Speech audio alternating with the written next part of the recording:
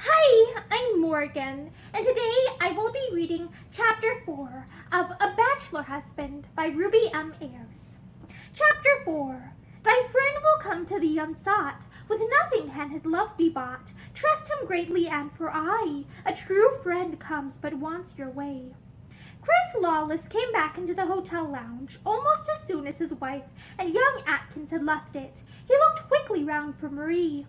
His conscience had begun to prick him a little. He had noticed the pallor of Marie's face at breakfast time, and the something strained in her determined cheeriness, and, good fellow as he really was at heart, he felt unhappy. He had meant to do the right thing by her when he married her. He had always prided himself upon being a sportsman. He had no intention of allowing people to say that he neglected his wife, or that his marriage had turned out a failure. He liked everything he undertook to be a success. And he was fond of Marie. He had always been fond of her in his own way. There was no earthly reason that he could see why they should not get on ideally well together. But Marie was not in the lounge. He looked round with a slight frown, and his gaze fell upon Feathers, yawning behind his paper. Chris went up to him. "Where's Marie?" "She went out just now with Atkins. I heard them say something about a swim." Chris looked annoyed. "She ought to have waited for me," he said shortly. "Atkins takes too much upon himself." Feathers rose and threw down his paper. "They've only just gone," he said. "We can catch them up if you come now." But Chris was thoroughly out of temper. He had letters to write, he said, and no doubt Marie would be back before long. He turned away, and Feathers strolled out into the sunshine alone. He knew to which beach Marie and Atkins had gone, and he sauntered slowly along in that direction. It was a glorious morning, and the sea front was crowded. The hot sun beat down on his uncovered head and dark face, and one or two women looked after him interestedly. Feathers was not just merely ugly to all women. Some of them realized the strength and character in his face, and with true femininity wondered what his wife was like. But Feathers was unmarried, and fully intended to remain so. He had spent a roving life, and always declared that he was not going to put on a clean collar or wash his hands unless he felt inclined to for any woman's sake. "Not that any woman is ever likely to interest herself either in my hands or collars," he added ruefully. Chris had sworn eternal bachelorhood also, which partly accounted for Feathers' disgust when he wrote to him of his intended marriage. He had written back a sarcastic letter which Chris had carefully destroyed without showing it to Marie. "I never thought you were a petticoat follower. What in the name of all that's holy has made you change your mind? Is it money, brains, or merely a pretty face? No, I will not be your best man. I won't even come to your beastly wedding. If you choose to get into a tangle like this, you can do so without my assistance. And later on, if you want to get out of it, don't come crying to me for help either. I wash my hands of you." He had been quite prepared to dislike Marie, and was surprised because he did not. But then, so he argued to himself, how could anybody dislike such a child? And his sentiments veered right round the other way, until he decided that, in all probability, she would need protecting from Chris, though why, or in what way, he had not the smallest idea. But he had offered her his friendship in all good faith, and was feeling a little sore at the manner of her refusal as he strolled along now in the sunshine through the crowds of holiday-makers, keeping a careless lookout for young Atkins. There were a great many people bathing, and he stopped for a moment, one foot on the low railing that divided the promenade from the beach, scanning the water. There was a good deal of laughter and chattering and screaming going on amongst the girls and women in the water, and he watched them with a sort of amused contempt. Why did they bathe if they found it so cold? And what fun could there be in standing in a few inches of water, shivering and screaming? And then, all at once, a change came over the whole scene. From light-hearted frivolity, it seemed to turn to panic and fear. People left their seats on the parade and crowded down to the sands. A man's voice, frantic and agonized, raised itself above all the chatter and noise. Feathers knew instinctively what had happened. He vaulted the low railing and ran across the sands, tearing off his coat as he went. He kicked off his shoes at the water's edge and dashed into the sea, waiting until the depths took him off his feet, and then swimming strongly. A boat was circling round and round helplessly some way beyond the diving board. A youth in a wet bathing suit, white as a ghost and shivering with fright, was bending low over its bow, searching the smooth water with terrified eyes. When he caught sight of Feathers, he broke into agonized words. "Feathers! For God's sake! She's gone! Mrs. Lawless! She screamed and I tried to get her. I was too late and she went down. It must have been cramp. She was all right a moment before. Oh, for God's sake!" He dived from the boat to his friend's side, but Feathers shook him off. "Get away, you fool! Can't you see you're hampering me?" He dived again and again, desperately swimming underwater in a vain search for the drowning girl. Young Atkins had clambered back to the boat. He sat there in the hot sunshine, his face in his hands, sobbing like a woman. He felt that it was all his fault. He knew he could never be able to face Chris again. Over and over in his mind rang the tragic words. And he was only married yesterday! Only married yesterday! At that moment he would gladly have given his life for hers. He felt that he would not go on living if she had gone. And then a sudden wild shout went up from the crowds on the beach. Young Atkins looked up, not daring to hope, and there in the sea, only a few yards from the boat, the rough dark head of Feathers appeared above the smooth water, swimming strongly with one arm and supporting a small, helpless object with the other. He seemed to have forgotten the boat, for he made straight for the shore, and though eager men waded out to his help, and a dozen pairs of arms were stretched out to take his burden from him, he shook his head and held her jealously. "Beauty and the Beast!" someone whispered as the tall, ugly man waded ashore with the girl's limp body in his arms. Perhaps he heard, for at any rate a faint, grim smile crossed his dark face as he laid her down on the warm sands.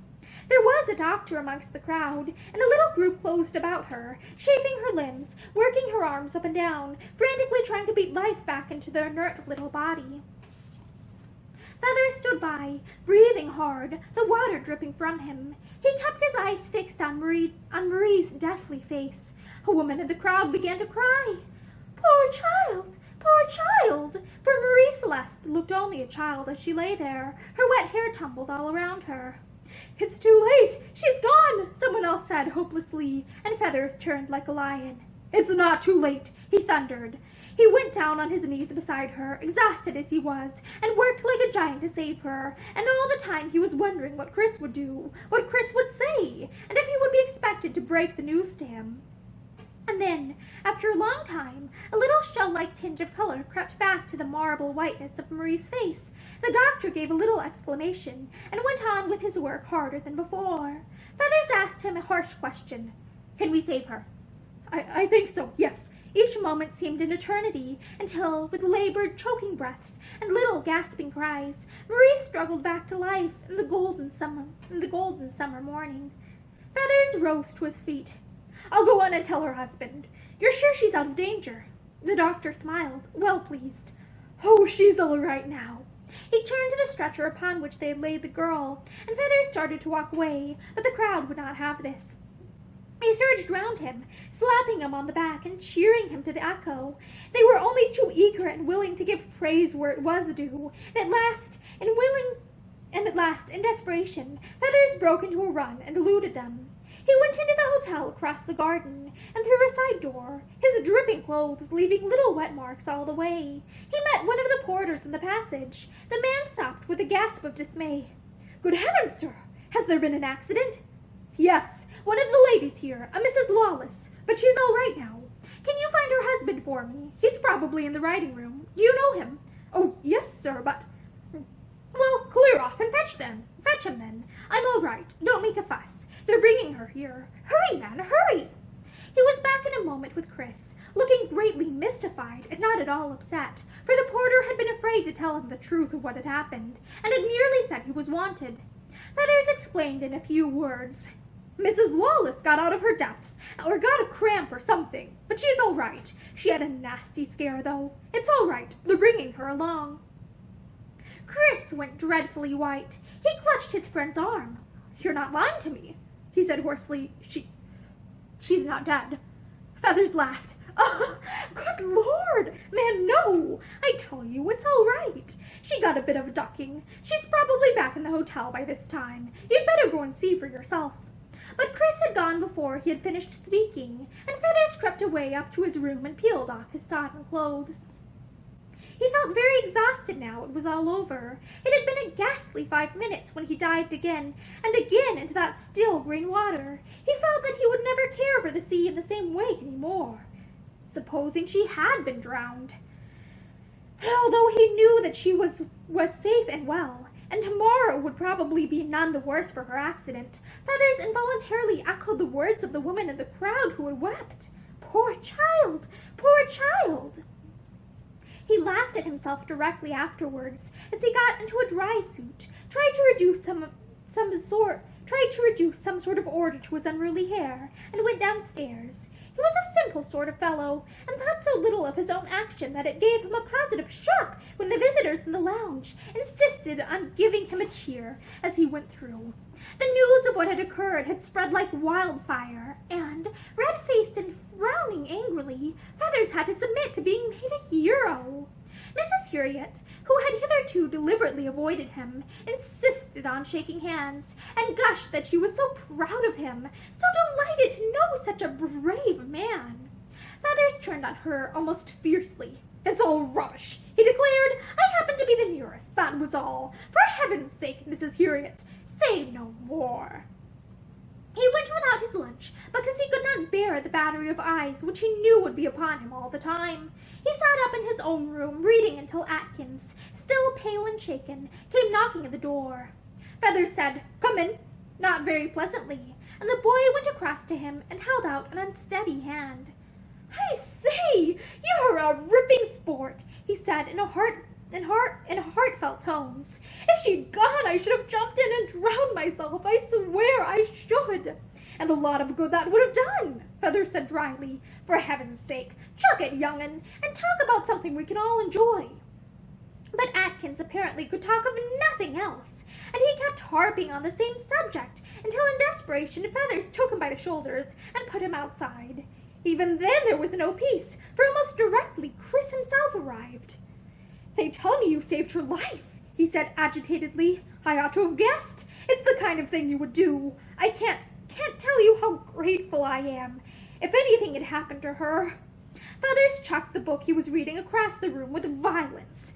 "Well, nothing has happened to her," he said crossly. "So for the love of Mike, shut up!" He walked over to the window. "I suppose she is all right?" he asked casually. "She's weak, of course, but the doctor says she'll be quite herself in a day or two." Chris hesitated. "She'd like to see you, Feathers." Feathers ran a distracted hand across his hair. "More heroics," he said savagely. "Well, I refuse. I absolutely refuse. I hate this Tommy rot, I tell you." Chris looked offended. "I think she'll be hurt if you don't go," he said diffidently. There was a little silence. "Oh, all right." Feathers turned resignedly to the door. "Do I go now? And do you come with me?" "Yes." They went out of the room together and along the corridor. Marie was lying on a sofa by the window, wrapped in a blue woolly gown. Her dark hair was spread over the pillow behind her, and she looked very frail and wan. She held out her hand to Feathers, smiling faintly. "I know you'll hate it," she said weakly, "but I want to thank you. They tell me—" Her brown eyes went past him to where her husband stood. "Chris tells me that you saved my life." Feathers managed to laugh. "Chris exaggerates," he said uncomfortably. "I happened to be lucky enough to pull you out. That was all. I hope you'll soon feel yourself again." "Thank you. Yes." He was still holding her hand, and, suddenly realizing it, he let it go abruptly. Chris had gone to the door with the doctor, and for a moment Marie and Feathers were alone. Mr. Dacres," she said, hesitatingly. "Yes?" Her brown eyes were raised to his ugly face appealingly. "I was horrid to you this morning, I know. It was hateful of me, but there was a reason. Someday I'll tell you." He fidgeted uncomfortably. "Oh, don't worry, Mrs. Lawless, it's all right." "Yes, but it isn't," she insisted weakly. "And I want to say that if you would still like me to look upon you as a sort of big brother." She smiled tremulously. Feathers frowned so heavily that his eyes almost vanished beneath their shaggy brows. "All this because I pulled you out of 2 feet of water," he growled. Tears swam into her eyes. "It was a good deal more than 2 feet of water, and you know it was. And It isn't anything to do with that at all. It's just you yourself. I should like to have you for a friend." There was a little silence. Then Feathers held out his hand. And that is the end of chapter 4 of A Bachelor Husband by Ruby M. Ayres. Thank you for listening to this chapter with me, and I hope you join me for the next chapter soon. Have a great day.